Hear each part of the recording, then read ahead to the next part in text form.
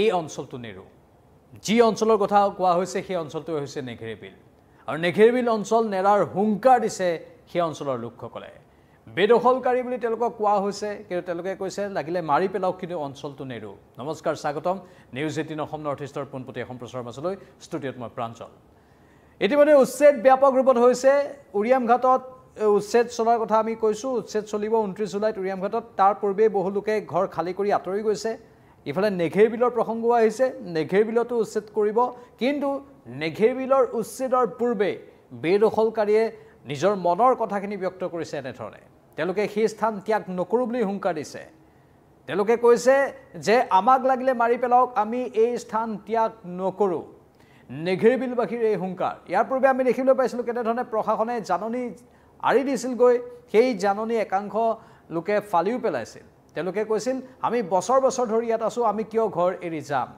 সেই বিষয়বোৰক লৈ এতিয়া ব্যাপক চৰ্চা হৈছে আৰু স্বাভাৱিকতে চৰ্চা হোৱাৰে কথা কিন্তু ইতিমধ্যে চৰকাৰে স্পষ্ট কৰি দিছে যে চৰকাৰী মাটি অথবা বনাঞ্চল দখল কৰি থাকিলে তাৰ বিৰুদ্ধে ব্যৱস্থা লোৱা হ'ব আৰু অসম চুক্তিৰ 10 নম্বৰ দফাত সেই কথাটোকে কয় অসম চুক্তিৰ 10 নম্বৰ দফাত স্পষ্টভাৱে উল্লেখ আছিল এই কথাটো যে চৰকাৰী মাটি অথবা বনাঞ্চল বেদখলমুক্ত কৰিব লাগিব তাত কোনো কাৰণতেই জনবসতি হ'ব নোৱাৰিব আৰু খিলঞ্জীয়াক বিশেষ মৰ্যাদা দিব লাগিব খিলঞ্জীয়াই সকলো সা সুবিধা পাব লাগিব কিন্তু অসম চুক্তি 1985 চনতেই স্বাক্ষৰিত হৈছিল তাৰ 10 নম্বৰ দফাতে সেই কথাটো কোৱা আছে যে কোনো কাৰণতেই কেৱল সেইটো অসমৰ ক্ষেত্ৰতে প্ৰযোজ্য সেয়ে দেশৰ আন ক্ষেত্ৰত প্ৰযোজ্য নহব অসম চুক্তিত স্পষ্ট ৰূপত যিখন চুক্তিৰ প্ৰধানমন্ত্ৰী উপস্থিত আছিল সেই সময়ৰ প্ৰফুল্ল মহন্ত উপস্থিত আছিল ভৃগু ফুকন উপস্থিত আছিল সেই অসম চুক্তিতে যি পুৱতি নিশা স্বাক্ষৰ হৈছিল সেই অসম চুক্তিতে স্পষ্ট ৰূপত উল্লেখ আছে যে 10 নম্বৰ দফা অনুসৰি যে অসমত কোনো কাৰণতেই চৰকাৰী মাটিত বেদখল নহব বনাঞ্চলত বেদখল নহব আৰু লগতে খিলঞ্জীয়াই প্ৰকৃত অধিকাৰবোৰ পাই থাকিব লাগিব আৰু তাৰ কথাই এতিয়া দুহাৰী চৰকাৰে উচ্ছেদ অভিযান চলাই আছে ইতিমধ্যে তেওঁলোকে ন্যায়ালয়ৰ পৰা কিছু গ্ৰীণ সিগনেল পোৱা বুলি কৈছে অৱশ্যে সৰ্বোচ্চ ন্যায়ালয়ত এটা গোচৰ এটা পক্ষই ৰুজু কৰিছে গৈ সেই গোচৰটোৱে আকৌ অন্য কেতবোৰ নিৰ্দেশনা দিছে কিন্তু চৰকাৰ বদ্ধপৰিকৰ চৰকাৰে কৈছে যে নীতি নিয়ম মানি আমি এই কামবোৰ কৰি আছো কিন্তু এই অঞ্চলটোৰ নেঘেৰি বিলৰ লোকসকলে কৈ দিছে যে আমি ইয়াৰ পৰা আঁতৰি নাযাওঁ আমাৰ হাতত যিটো ৰিপৰ্ট আহিছে সেই ৰিপৰ্টটো অনুসৰি নেঘেৰি বিলৰ বেদখলকাৰী আকুৰ্গু স্থিতিৰ খবৰ আহিছে কোনো পধ্যে নেঘেৰি বিল ত্যাগ নকৰাৰ হুংকাৰ দিছে এইসকল বেদখলকাৰীয়ে তেওঁলোকে কৰিছে লাগিলে আমাক মাৰি দিয়ক মাৰিলেও আমি এই স্থান ত্যাগ নকৰো স্বাভাৱিকতে এই ধৰণৰ কথা এনে ধৰণৰ কথাবাৰ্তা প্ৰকৃততে কাম্য কাৰো নহয় কোনেও কাৰো প্ৰাণ লোৱাটো নিবিচাৰে বা কোনেও কাৰো প্ৰাণ যোৱাটো নিবিচাৰে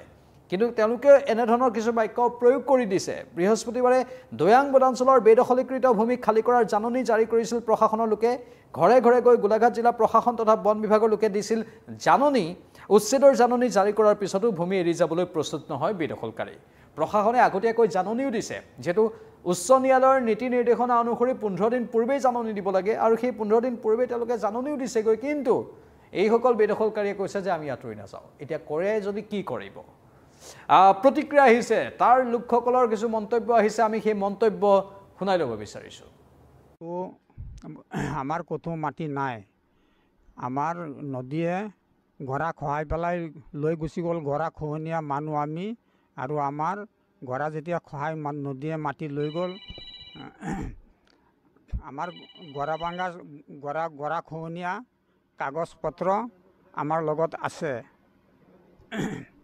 ইয়াত আমি এতিয়া আমি ক'ত যাম আমাৰ দুসৰা জায়গাত তেনেকা আমাৰ মাটি বাৰী তেনেকা নাই সব নদীয়ে খহাই লৈ গ'ল আমি এতিয়া ক'ত যাম এতিয়া আমাৰ পুৰণা জায়গা আছিলে আপোনাৰ ৰংগাই চাপৰি ৰংৰাই চাপৰি আছিলে নদীয়ে সব মাটি আমাৰ খহাই লৈ গুচি গ'ল আমি পুৰণা মানুহ আমি এতিয়া হেঁতি বাধা দিছে হয় এতিয়া আমি যাম ক'ত এতিয়া আমাৰতো যাবলৈতো জেগা নাই তেনেকা জেগাটো এক টুকুৰা লাগিব যাবৰ কাৰণে তো এতিয়া আমাৰ জেগাও নাই আমি ইয়াতে থাকিব লাগিব নহ'লে দুসৰা জায়গাত আমাৰ জেগা নাই যাবলৈ আমি ক'ত যাম আমাৰ এনআৰচি আপোনাৰ আমাৰ হেৰিটো আছে আপোনাৰ আগত নগাঁও ডিষ্ট্ৰিক্ট আছিলে এতিয়া আপোনাৰ মৰিগাঁও উদ্দেশ্য জানালে একো পোৱা নাই চাওক এতিয়া আমাৰ এনেকুৱা সমস্যা হ'ল আমাক কৈ আছে থাকিবলৈ নিদিব আমি বাংলাদেশী আমি দিছোঁ বাংলাদেশীলৈহেঁতেন তেতিয়া আমাক চৰকাৰে ইমান সুবিধা কেলৈ দিছে আমাক LP স্কুল দিছে ৰাস্তাখন দিছে, লাইনখন দিছে।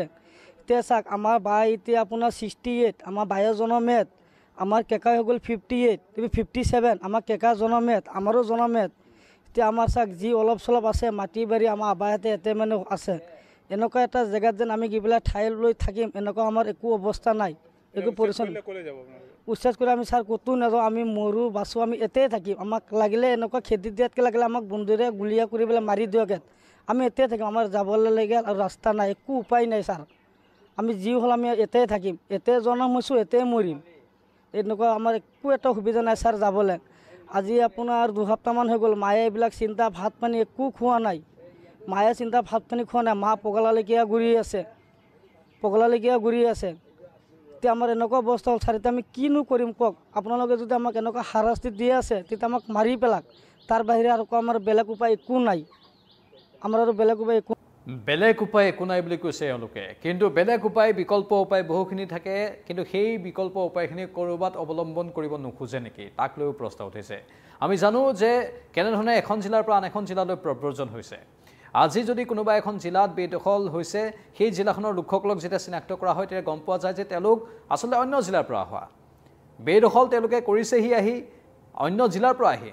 কিন্তু সেই নিৰ্দিষ্ট লোকসকল যি জিলাত তেওঁলোকৰ ঘৰ পানীত উচন হোৱা বুলি কয়, একাংশই কয় যে ব্ৰহ্মপুত্ৰ আৰু বেকী নদী তেওঁলোকৰ ঘৰ বাৰী উচন হৈ গৈছে, পানী উটুৱাই লৈ গৈছে, সেইখন জিলাতে তেওঁলোকে কিয় নাথাকে? প্ৰশাসনেও এই ক্ষেত্ৰত কঠোৰ দৃষ্টি দিয়াটো প্ৰয়োজন। জিলা যেতিয়া সলাই থাকিব তেতিয়া আন এখন জিলাৰ জনগাঁথনিত তাৰ প্ৰভাৱ পৰেগৈ।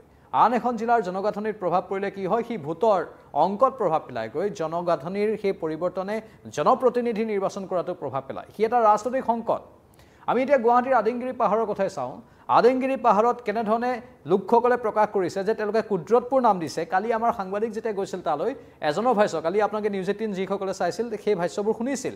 তাত কৈছিলে তেওঁলোকে যে আহিলোঁ, জেগাখিনি ভাল লাগিল, ঘৰ বান্ধি ল'লোঁ, আৰু আমাক কোনোবাই ৰেচন কাৰ্ডো বনাই দিলে। কোনোবাই ৰেচন কাৰ্ড বনাই দিওঁতে কোনোবা একাংশ ৰাজনৈতিক নেতাৰ কথা আহিছে, এটা সময়ৰ একাংশ ৰাজনৈতিক নেতাৰ নাম আহিছে। কালি সেইখিনি আমি সম্প্ৰচাৰ কৰিছিলোঁ।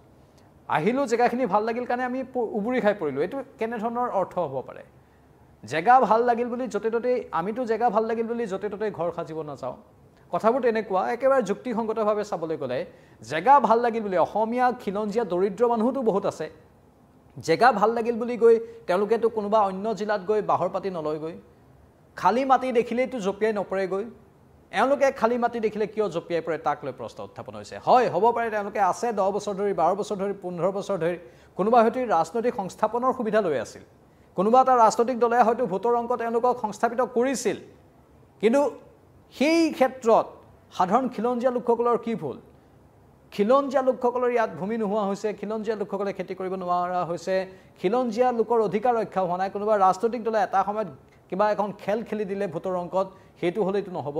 তাৰ অৰ্থ এইটোৱেই যে এইসকল লোকে কেৱল ৰাজনৈতিক দলক বিশ্বাস কৰি সংস্থাপিত হ'ব নালাগিছিল। সেই সময়ছোৱাত যিমানেই দৰিদ্ৰ মানুহ নহওক, সেই কথাটো বিভিন্নজনে সদৰি কৰিছে। আৰু অসম চুক্তিৰ 10 নম্বৰ দফাই যিহেতু পোনপটীয়াকৈ কৈ দিছে যে চৰকাৰী মাটি অথবা বনাঞ্চল কোনেও দখল কৰিব নোৱাৰিব, সেইবোৰ বেদখলমুক্ত হ'বই হ'ব। আৰু সেই অসম চুক্তিৰ দফাবোৰ যদি আমি কাৰ্যকৰী কৰিবলৈ যাওঁ, তেনেহ'লে এই ভূমিবোৰ নিশ্চিতভাৱে বেদখলবোৰ উচ্ছেদ হোৱাটো দৰকাৰ। আপোনালোকৰ মতামত কি এই ক্ষেত্ৰত কমেণ্ট বক্সত কমেণ্ট কৰি জনাব। কিন্তু যি কি নহওক, এইসকল লোকৰ অৱস্থাটোৰ আমি উপলব্ধিটো কৰিছোঁ। সেয়েহে চৰকাৰ প্ৰশাসনে এওঁলোকৰ এই অৱস্থাটোৰ ওপৰতো গুৰুত্ব দিব লাগে। এওঁলোকে যেনেধৰণে কৈছে, এওঁলোকৰ বাবে বিকল্প কি কৰিব পাৰি, বিকল্প উপায়েৰে এওঁলোকক কেনেধৰণে সংস্থাপিত কৰিব পাৰি তাৰো চিন্তা চৰ্চা কৰাটো দৰকাৰ।